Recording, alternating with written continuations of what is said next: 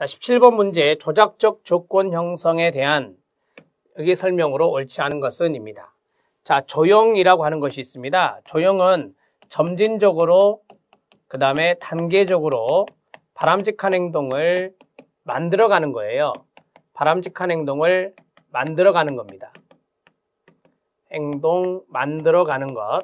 이것을 우리가 바로 조형이다. 행동 형성이라고도 하죠. 여기에는 차별 강화라고 하는 거, 그리고 계속적 접근이라고 하는 거, 이 두 요소를 통하여 이루어진다라고 해요. 우리가 이제 차별 강화라고 하는 것은 어떤 하나의 행동을 선택을 해요. 선택을 해서 그것을 점차적으로 이제 만들어가는 것이거든요. 그래서 강화라고 하는 것이 있어요. 우리가 이제 차별 강화는 뭐냐면 쉽게 말하면 바람직하지 못한 행동을 이제 DRO라고 하는 것이 있잖아요. DRO라고 하는 기법은 바람직하지 못한 행동을 일정 기간 안 했을 때 이제 강화를 주는 것, 이런 것들이 여기에 들어갈 수 있는데, 자, 그러한 것들도 여기에 들어갈 수 있지만 이런 것도 생각해 볼 수 있다고요. 어떠한 것이 있는데, 전체가 있는데 어떤 특정한 것을 선택을 해가지고 그것을 할 때 우리가 강화를 줄 수 있는 것. 여기서 중요한 것은 강화라고 하는 거예요. 단계적으로 점진적으로 어떤 행동을 만들어 가려면 중간중간에 강화를 줘야 되거든요. 그래서 강화를 주면서 계속적으로 이루어지는 것. 이게 이루어져야 조형이라는 게 이루어질 수 있습니다. 맞습니다. 미신적 행동이라고 하는 것이 있어요. 자, 스포츠 선수들한테 상당히 이제 많이 나타나는 거죠. 내가 샤워를 하고 가면 홈런을 못 치는데 샤워를 안 하고 가면 홈런을 치더라. 그래서 샤워를 안 하는 선수들이 있다. 이게 바로 이제 미신적 행동 아닙니까? 따라서 징크스라고 하는 것인데요. 이 징크스라고 하는 미신적 행동은 비유관 강화입니다. 서로 관련이 없는 거예요. 전혀 관련이 없는 건데 바람직한 행동이 나타난다. 홈런이 바람직한 거잖아요. 따라서 운동선수들한테는, 따라 야구선수들, 그래서 비유관 강화의 하나의 예라고 볼 수 있겠습니다. 맞습니다. 프림에게 올리는 강화의 상대성을 제시하고 있습니다. 제가 앞에서 뭐라고 말씀드렸냐면 가능성이 높은 행동이 가능성이 낮은 행동의 강화물이 된다고 그랬어요. 그래서 강화의 상대성이다. 이렇게 제시하고 있어요. 강화의 상대성. 가능성이 높은 것과 가능성이 낮은 것. 자, 가능성이 높은 행동이 있고 가능성이 낮은 행동이 있는데 이 두 가지가 상대성이잖아요. 이 녀석이 바로 강화물이 된다라고 하는 거죠. 이 가능성이 낮은 행동에 대한 강화물이 된다. 이걸 강화의 상대성의 내용이라 하거든요.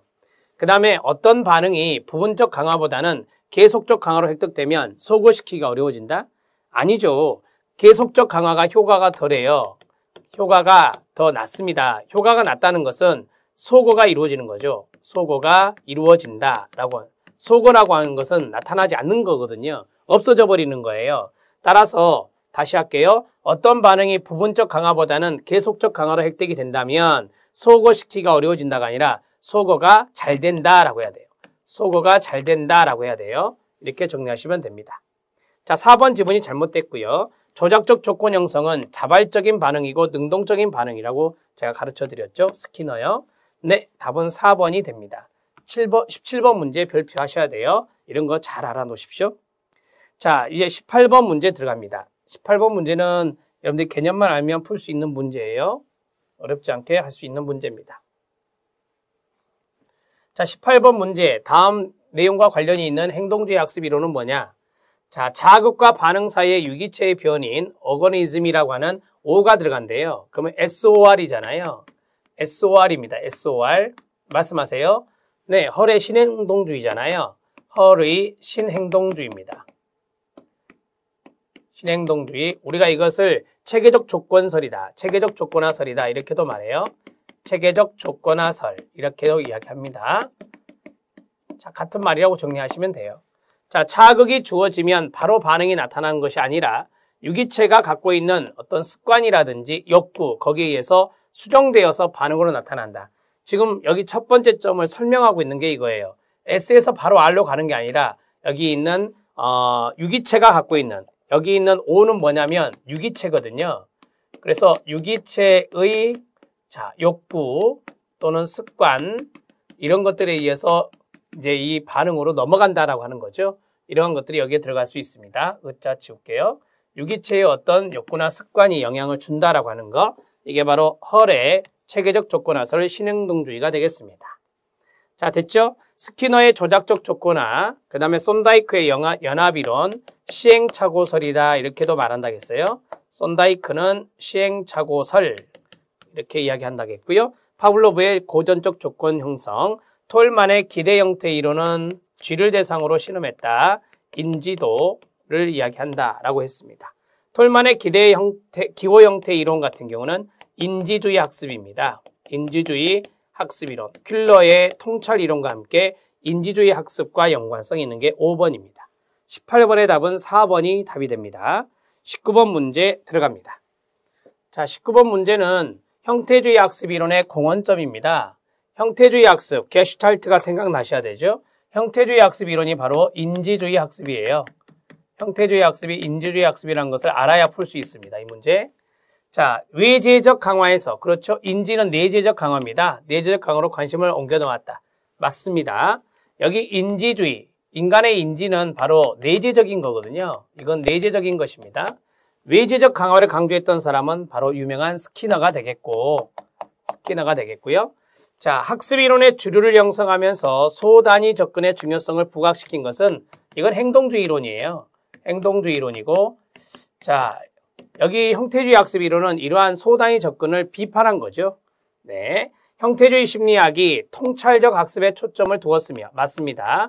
통찰은 인지주의니까 맞아요. 강화의 근거를 증명했다. 강화의 근거를 증명한 사람은 누구죠? 이건 스키너예요. 레인포스먼트라고 하는 강화를 이야기한 사람은 바로 스키너이니까요. 자, 앞에는 맞았는데 뒤가 스키너에서 틀렸습니다. 지각과 학습은 끊어요. 모두 행동상 과정이 특징적이다. 행동을 본 게 아니라니까요. 행동은 행동주의 학습 이론이고 여기는 인지적 과정입니다. 인지적 과정, 그러한 것들이 상당히 특징적이다. 이렇게 이야기해야 됩니다. 행동주의 연구자들의 연구 결과를 부연하는 이론이 됐다. 아니죠. 행동주의 연구자들을 비판한 게 인지주의 학습이에요. 따라서 행동주의 연구자들의 연구 결과가 있는데 거기에 대해서 비판을 했어요. 비판 제기했던 것이 바로 이제 인지주의 학습이다. 이렇게 정리하셔야 돼요. 그래서 행동주의 학습 이론 학자들이 바로 여기에 대해서 아주 생산적인 어떤 도전과 자극을 받았다. 이렇게 보시면 됩니다. 자, 이러한 결과를 인지주의 학습 이론자들은 이렇게 비판하면서 제기했다는 것입니다. 부연이 아니라요. 네, 답은 1번이 답입니다. 19번 문제 알아놓으셔야 돼요. 별표.